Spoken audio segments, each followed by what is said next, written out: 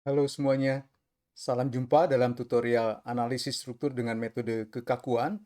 Dalam kesempatan kali ini, kita akan membahas konsep yang sangat penting dalam metode kekakuan, yaitu yang terkait dengan derajat kebebasan. Apa yang dinamakan dengan derajat kebebasan? Derajat kebebasan sebetulnya adalah jumlah perpindahan pada join yang independen. Mengapa derajat kebebasan penting? Karena ini nanti menunjukkan ukuran matriks kekakuan yang harus kita bentuk dari suatu struktur yang kita analisis. Baik, kita lihat misalnya untuk struktur plain truss seperti yang terlihat di sini. Jadi untuk struktur plain truss, kita mempunyai dua derajat kebebasan per titik nodal, sehingga dalam satu batang ada 4 derajat kebebasan. Mengapa derajat kebebasan rotasi di sini tidak diperhitungkan? Karena kita sudah tahu pada suatu struktur plain truss, momen pada ujung-ujung batang sama dengan 0, sehingga rotasi tidak mempengaruhi hitungan gaya-gaya batang. Selanjutnya kita lihat untuk struktur plain frame seperti yang terlihat di sini. Jadi untuk struktur plain frame kita mempunyai 3 derajat kebebasan per titik nodal, yaitu perpindahan dalam arah horizontal, perpindahan dalam arah vertikal, dan rotasi. Sehingga pada setiap batang kita mempunyai 6 derajat kebebasan. Selanjutnya untuk struktur space truss seperti yang terlihat di sini. Untuk struktur space truss maka pada setiap titik nodal mempunyai 3 derajat kebebasan atau 3 perpindahan, yaitu perpindahan arah X, arah Y, dan arah Z. Selanjutnya untuk space frame, ini adalah suatu struktur yang mempunyai derajat kebebasan yang paling lengkap. Jadi kita lihat pada setiap titik nodal mempunyai 6 derajat kebebasan, yaitu perpindahan arah X, perpindahan arah Y, perpindahan arah Z, serta rotasi pada masing-masing sumbu, sehingga pada setiap titik mempunyai 6 derajat kebebasan. Nah, saya kira itu hal yang sangat penting dalam analisis struktur dengan metode kekakuan. Kita lihat di sini contoh, misal kita mempunyai struktur truss seperti yang terlihat di sini. Jadi tumpuan 1 merupakan roll, tumpuan 2 roll, tumpuan 3 sendi, sedangkan titik nodal 4 merupakan titik bebas. Jadi derajat kebebasan struktur ini sama dengan 4 karena pada tumpuan roll kita hanya mempunyai satu perpindahan, yaitu perpindahan arah horizontal, sehingga pada tumpuan 1 dan 2 ada U1 dan U2. Pada tumpuan 3 karena ini merupakan sendi pada suatu plain truss, tidak ada perpindahan yang terjadi, sedangkan pada titik 4 ada 2 perpindahan. Dengan demikian maka derajat kebebasan dari struktur ini sama dengan 4.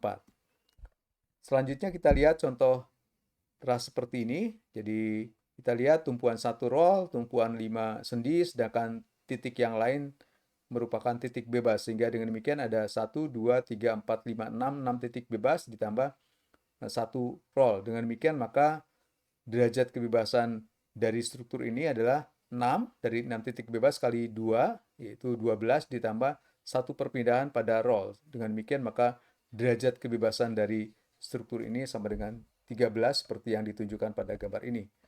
Pada tumpuan 1 ada U1, pada tumpuan 2 ada U2 dan U3, demikian juga pada tumpuan yang lain ada 2 komponen perpindahan. Dengan demikian maka seperti tadi, ini ada 6 titik bebas, 6 kali 2, 12, ditambah 1, 13. Dengan demikian maka derajat kebebasan pada struktur ini adalah 13. Baik, selanjutnya kita lihat contoh untuk plain frame. Kita lihat tumpuan 1 jepit sehingga tidak ada perpindahan. Demikian juga tumpuan 2. Sedangkan tumpuan 3, 4, 5, 6 merupakan titik bebas sehingga kita mempunyai 4 titik bebas. Dengan demikian maka karena kita tahu bahwa satu titik ada 3 derajat kebebasan, maka total derajat kebebasan untuk struktur ini adalah 4 dikalikan dengan 3 sama dengan 12 seperti yang ditunjukkan pada gambar ini. Jadi kita lihat pada masing-masing titik bebas mempunyai 3 perpindahan, yaitu perpindahan horizontal, vertikal, dan rotasi. Dengan demikian maka derajat kebebasan struktur ini sama dengan 12. Selanjutnya kita lihat contoh untuk space truss. Kita tahu untuk spestra satu titik mempunyai 3 derajat kebebasan. Kita lihat ada 1, 2, 3, 4, 5, 6 kali 2, ada 12 titik bebas, sehingga dengan demikian maka derajat kebebasan dari struktur ini adalah 12 dikalikan dengan 3 sama dengan 36. Baik, selanjutnya kita lihat untuk struktur space frame seperti yang terlihat di sini. Tumpuan di sini semuanya jepit sehingga tidak mempunyai perpindahan, sedangkan titik bebasnya adalah 1, 2, 3, 4, 5, 6, 7, 8, 9, 10, 11, 12, 13, 14. Ada 14 titik bebas, masing-masing titik mempunyai 6 perpindahan. Dengan demikian maka jumlah derajat kebebasan adalah 14 kali 6 sama dengan 84. Dengan demikian maka perpindahan yang harus dihitung untuk struktur ini sebanyak 84. Baik, saya kira itu adalah konsep derajat kebebasan. Derajat kebebasan merupakan suatu hal yang sangat penting dalam metode kekakuan karena dalam setiap struktur derajat kebebasan itu merupakan sesuatu yang unik sehingga mengapa metode kekakuan kemudian saat ini lebih berkembang dibandingkan dengan metode fleksibilitas.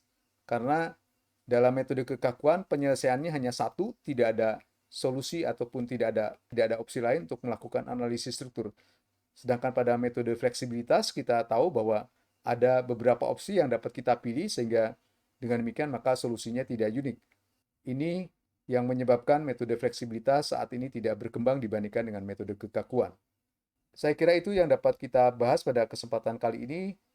Sampai jumpa pada tutorial selanjutnya.